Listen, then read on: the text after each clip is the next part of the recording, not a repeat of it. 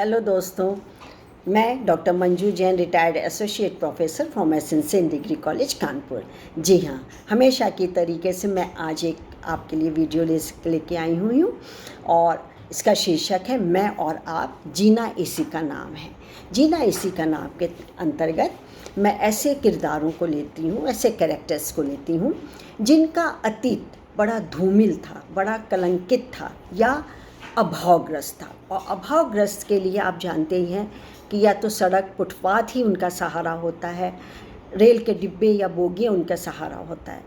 कितने लोग हैं जिन्होंने रोटी 2 जून की रोटी तक नहीं देखी हुई थी कि हमको 2 टाइम का भरपेट भोजन भी मिल जाए। एक टाइम का तो दूसरे टाइम का गुजारा नहीं, बहुत मुश्किल से होता था।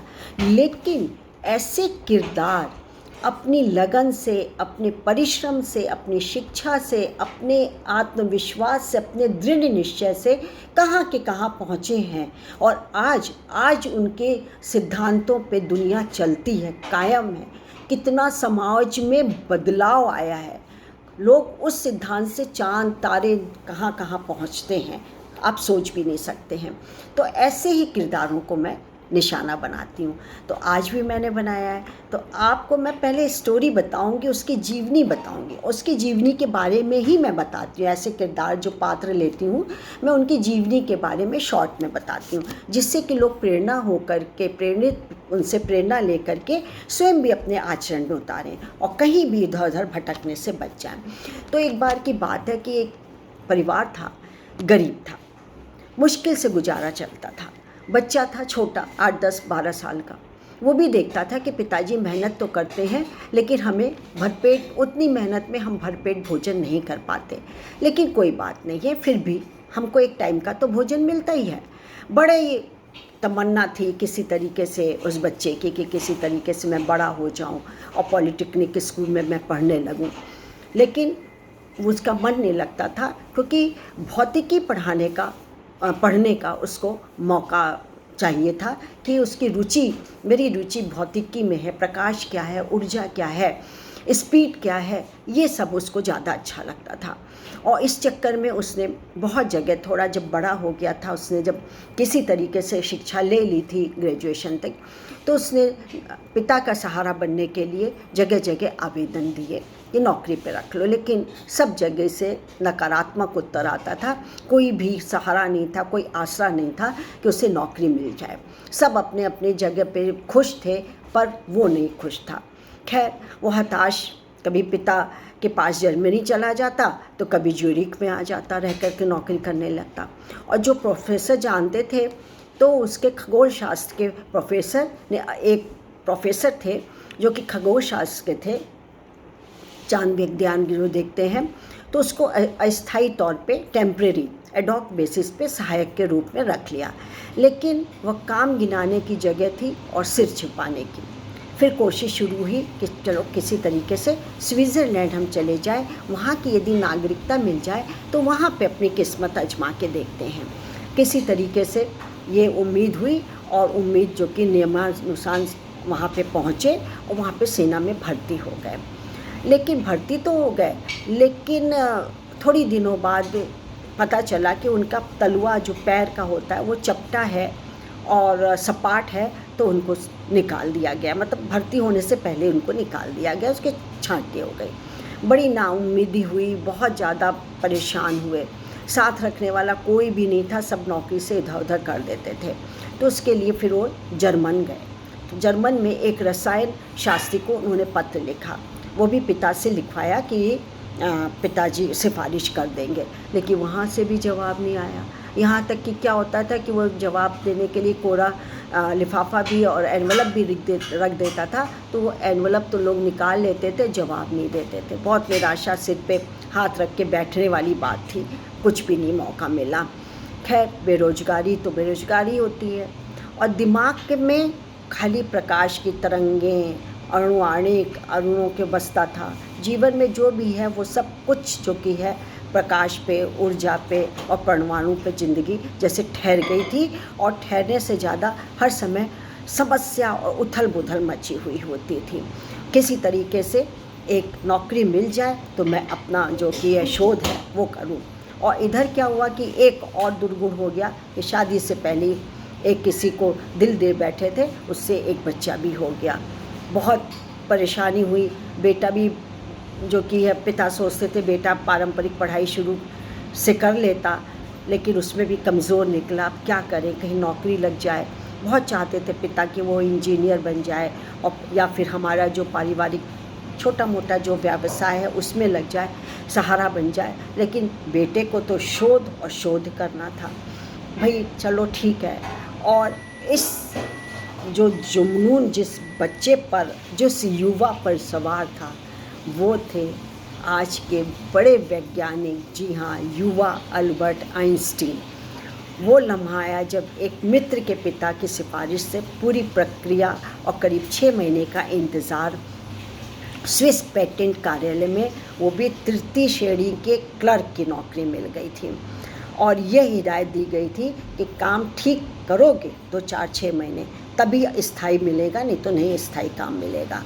और करीब करीब 1902 को वो पहली बार उत्साह से उस नौकरी पर गए थे। नौकरी से भी ज़्यादा खुशी ये थी कि चलो एक सुनिश्चित थोड़ा सा वेतन मिल जाएगा। और अल्बर्ट का दिन जानता था कि नौकरी के मायने क्या होते हैं या भूख क्या होती है और 4 पैसे की क्या मायने रखे जाते हैं। दाल रोटी तो परिवार चलाने की ताकत तो वही बुनियादी चीज़ है, बाद में तो जो भी होगा होगा। और इसी तरीके से उन्होंने अपनी पसंद के लिए सबसे पहले जो पढ़ाई रखी थी, शर्त रखी थी मन में कि मैं शोध ज़रूर करूँगा, शोध को पीछे नहीं रखूँगा। और शोध की संभावनाएं अब थोड़ी खुलने भी लगी थी और इस मामूली नौकरी के बाद उन्हें सफलता की सीढ़ियाँ भी दिखने लगी थी। और आखिरी बार जब पिता से मुलाकात हुई थी तब नौकरी तो मिल गई थी, छोटी मोटी सही जाए, लेकिन बेटे को इंजीनियर या शिक्षक बनाने का सपना पिता का सपना ही रह गया। और पिता जो कि थे अंदर से टूटे हुए थे कि बेटे को एक कायदे की नौकरी नहीं मिल पा रही है। भारी मन से पिता बोल रहे थे कि जिससे शादी करना चाहते बच्चे करना, आइंस्टीन से बोले कि बेटा जिससे तुम शादी करना चाहते हो कर लो, लेकिन मेहनत करना मत छोड़ना, मेहनत करो करो, ईमानदारी से आगे रहो, जो पसंद का काम है वो करो। आइंस्टीन को आजीवन ये मलाल भी रहा कि पिता उन्हें हारा हुआ मान करके ही इस दुनिया से चले गए। फिर खैर बहरहाल पेटेंट क्लर्क की मामूली सी नौकरी जो लगी थी वो दुनिया का नया वैज्ञानिक इतिहास लिखने की शुरुआत हो गई थी। क्या आइंस्टीन इतने तेज थे कि कार्यालय में 8 घंटे का काम वो मुश्किल से 2-3 घंटों में ही निपटा लेते थे और फिर से वो शोध में लग जाते थे, अपने रिसर्च में लग जाते थे। और कैमरा, टाइपराइटर और अन्य उपकरणों और उतनी ही तकनीकी मानस के लोगों से घिरे हुए आइंस्टीन विज्ञान में गोते लगाते थे, तैरते थे, गोते लगाते थे। विभाग ने उन्हें 2 साल से भी ज़्यादा का समय लगा दिया स्थायी नौकरी लगने में, लेकिन अभी भी लग नहीं रही थी। तो क्या हुआ, वह जो सोच उनको मन में लगा कि नहीं है स्थायी नौकरी, परमानेंट नौकरी नहीं है तो नहीं सही, शोध तो वो कर ही रहे हैं, वो भी हो जाएगा कहीं ना कहीं। और आज वो स्थायी तो नहीं है लेकिन अमर है। क्या अंततः वह वर्ष भी आ गया, मतलब 1 साल में देखिए उन्होंने क्या क्या किया। अल्बर्ट आइंस्टीन ने चमत्कार कर डाला। क्या, क्योंकि उन्होंने 1902 में उन्होंने रिसर्च और नौकरी शुरू की थी, 2-3 साल में स्थायी नहीं हुए और 1905 में शोध प्रकाशित हुआ जिसमें उन्होंने बताया कि प्रकाश, लाइट क्या है। उसी साल मई में दूसरे शोध पत्र में उन्होंने बताया कि परमाणु के प्रमाण दिए कि परमाणु क्या होता है। और जून में तीसरा शोध पत्र जारी किया जिसमें कि उन्होंने सापेक्षता, थ्योरी ऑफ रिलेटिविटी को बताया, जो आज उस पर क्या क्या नहीं चल रहा है, विशेष सिद्धांत पर प्रकाश डाला। और इसी साल सितंबर के महीने में चौथा शोध पत्र आया जिसमें उन्होंने द्रव्यमान और ऊर्जा यानी लिक्विड और एनर्जी के बारे में बताया, तुलना की, और उसका ये दुर्लभ फार्मूला भी उन्होंने निकाल दिया, मतलब दुनिया को दुर्लभ फार्मूला से अवगत कराया दिया उन्होंने। और विज्ञान की दुनिया में इस समय तहलका मच गया था। उन्हें क्या है, न्यूटन की श्रेणी में गिनने लगे। वह अपने पेटेंट विभाग में तब भी तृतीय श्रेणी के क्लर्क थे और ये साबित कर चुके थे कि घर की मुर्गी दाल बराबर होती है। पेटेंट विभाग में 7 साल चली उनकी नौकरी का स्वर्णिम महत्व आज पूरा विज्ञान जगत जानता है। यानी नौकरी उनको वही 3rd ग्रेड की मिली, लेकिन सोचिए कि कहाँ से कहाँ वो बालक पहुँचा, जहाँ रोटी नहीं मिलती थी, जहाँ खाने नहीं पड़ते थे, और पैर की वजह से उन्हें भर्ती सेना में नहीं किया, और आवेदन पत्र देते रहे, कई साल गुजर गए, 4-5 साल, और नहीं मिल पाई। और जहाँ मिली उन्हें अस्थाई नौकरी मिली, वो भी एक 3rd ग्रेड क्लर्क की नौकरी मिली। लेकिन अपने जुनून से आज कहाँ के कहाँ पहुँचे हैं कि अमर हो गए हैं। मरने के बाद उनके फॉर्मूले से कहाँ क्या चीज़ नहीं मिल पा रही है लोगों को। तो आप भी कभी हताश और निराश मत होइए, आगे बढ़िए, जोश, जुनून, जज्बा होना चाहिए कुछ करने का। तो देखिए लोग आपके पीछे पीछे चलेंगे। एक जुनून के पीछे चलने में जो मज़ा है वो कहीं और नहीं है। तो आज मैं बात यहीं समाप्त करती हूँ। फिर से एक दिन आपके सामने आऊँगी जीना इसी के नाम के एक किरदार के साथ। तब तक के लिए मुझे आज्ञा दीजिए। नमस्कार, थैंक यू।